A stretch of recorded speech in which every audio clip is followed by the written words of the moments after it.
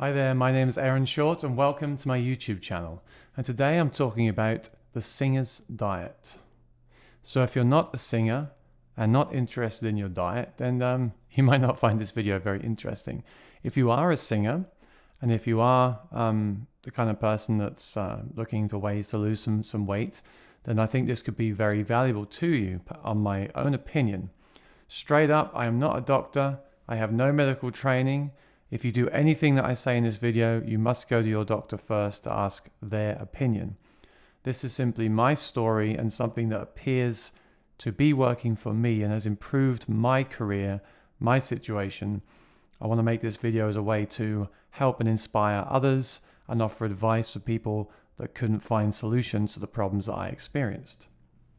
So first of all, I should begin with the background story.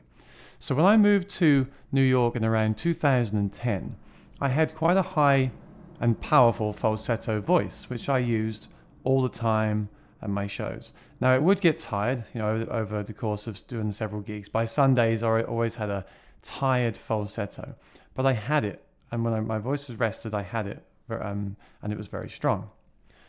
Now I noticed once I moved to New York City that I kind of lost it. I couldn't sing up there, and I wasn't sure what it was. And for one reason or another, rather than investigate this, I chose to ignore it. I chose to sing completely in my chest voice. Now the danger with that, you have your chest voice, your falsetto, your mix. The chest voice is fine, and it's great to use it. But the problem with that could be that if you're going high, you could push the chest voice and damage the vocal cords. Also, you're lacking that extra range that you can use for color and expression within the song. So about 2 years into that, I did go to a voice doctor. He did scan my voice and he did find like a very small polyp, which is caused by continual rubbing motions or aggressive strain one night at a gig. So that kind of stressed me out, and I had it lasered and completely removed. But I noticed after that was removed, I still had the issue. In fact, a year later, I had one again, but I didn't have that lasered. So I just went about my business and singing and kind of tried to forget about it because it's kind of depressing as a singer. Now, last year, I went to another vocal ENT doctor in New York City. This was a lady. I won't tell you her name, but I believe she's more holistic than the other doctor. The other doctor looked at the problem, lasered it off, couldn't really help me again. This lady looked at my vocal cords, and actually the polyp had gone, which is cool. So polyps can go over time, which is great to know. But and by the way, a polyp is like a small blister. But here's the thing, she did notice on my tongue, it was very white, and the vocal cords, you could see a thick mucus on them, and you could in fact hear it in my voice too. In fact, I still can if you listen carefully. Sometimes if I'm tired or if I'm in a bad way, you can hear the mucus. And of course, what that mucus does, I believe, is that the vocal cords are two very delicate and thin pieces of tissue. And if they're covered in mucus, they're kind of stuck. If you imagine they're completely clean and healthy, they should flap around. And as you sing higher, they flap faster to sing those high notes. Of course, if they're covered in mucus, they can't flap. They lose their agility.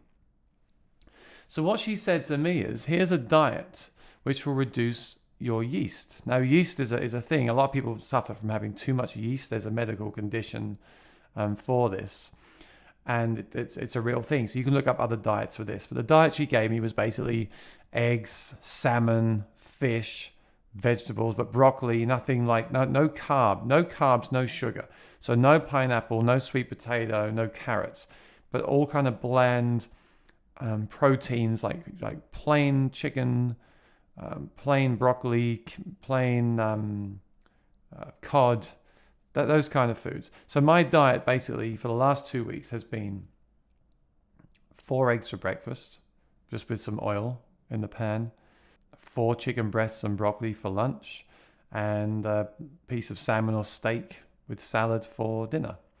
A cup of tea, peppermint tea, only, no drinks, no alcohol, no sugar. You might think this sounds awful, but bear with me. a big cup of peppermint tea with each meal, lots of water between meals. What this is designed to do is to reduce the amount of yeast in the body. And if the body produces too much yeast from sugar and carbs, it can work its way all through your body, everywhere, on your tongue, on your vocal cords, and can slow them down. Now, she also gave me some medication, some like antifungal and a probiotic pill as well. So this was designed to kill off most of the yeast. So here's what happened. Well, I went to see her 2 weeks later.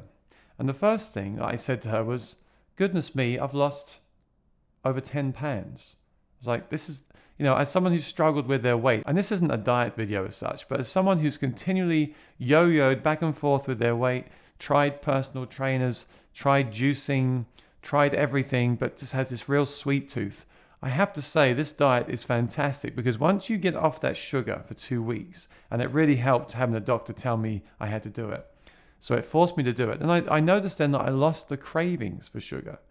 And it appears that the carbs turn to sugar, and the sugar we have in all these foods, when you're shopping for foods on this plan, do look for foods that don't contain any sugar. It's hidden in everything. So really read the label. But you find that once you don't have sugar, you lose the addiction. You lose the cravings. And also, without the sugar, the fat, especially the belly fat, that kind of fat, just seems to melt away. Anyway, that's a side point. I know some people might be interested in that. Some people may not. But I do think as a singer, guitarist, performer, it's important to look good as well as have a clear voice. And that's why I wanted to mention it here. Let me show you a before and after picture, just to show you what I'm talking about. You can see in the second picture here, the after picture, that I've lost a lot of belly fat. It's visible, right? This shirt I'm wearing was actually too tight. I wouldn't have worn it. It was kind of gripping me all over. And I noticed after just 2 weeks, it's loose. And if I show you my scales here, there we go. I lost over 10 pounds. There's the proof from the scale. Again, not a diet video, but people interested in weight loss who also sing, this is like a great all-in-one diet plan for you because it will clear the voice, clear the body, and clear the fat. And who doesn't want that? Well, I mean, maybe you don't. But I did. Anyway, moving on. What happened to my voice? Well, I kind of feel it is still a little bit scratchy. It's only been 2 weeks though, bear that in mind. Also, I just woke up, haven't drank any water yet. But I have regained the use of my falsetto. I wouldn't say 100%. But I'd say 80% is there. So what happened before when I first had the problem is this would happen. I would sing like this. Ooh, and it would literally just stop dead. And it really freaked me out. Like, ooh, ee. And I would ask my old singing teachers. I would ask on forums. I'd ask doctors. They didn't know what was going on. When I said, I've lost my falsetto, they said, what? People don't lose their falsetto. I mean, I can think of some famous singers that have lost. Some say it's age or surgeries they've had. But for me, this yeast thing makes a lot of sense. The restriction, it makes a lot of sense. And I am believing it was a huge part of this. Now, there's other remedies and things I'll cover in the future, which I've not been doing the last 2 weeks. I want to focus on this diet to see if it is making a difference. So if you're interested in more singing tips and advice and ideas, please do subscribe to the channel because they'll be coming very soon. But now,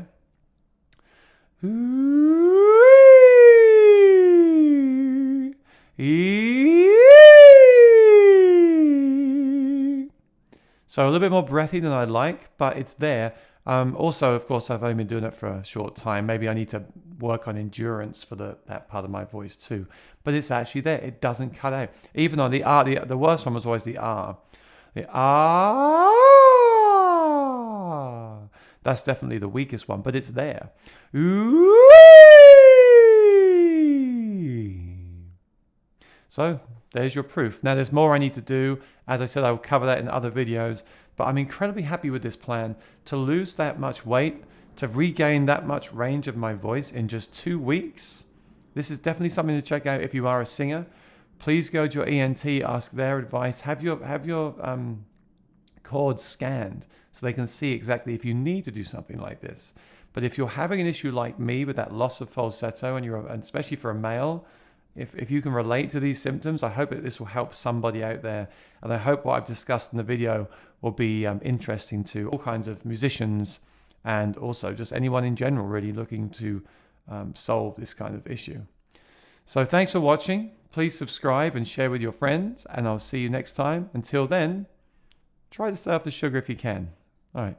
Bye-bye.